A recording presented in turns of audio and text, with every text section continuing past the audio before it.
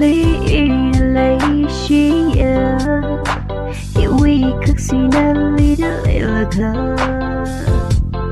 na li chi chinh ra na li mơ phan ninh thăng hòn hiểu vì ninh mơ chính riêng mơ na li chi chinh ra Nagagaliwi Katinatakan Iwinihinana Magay na siklo Inalishira Iwinirin kay Juda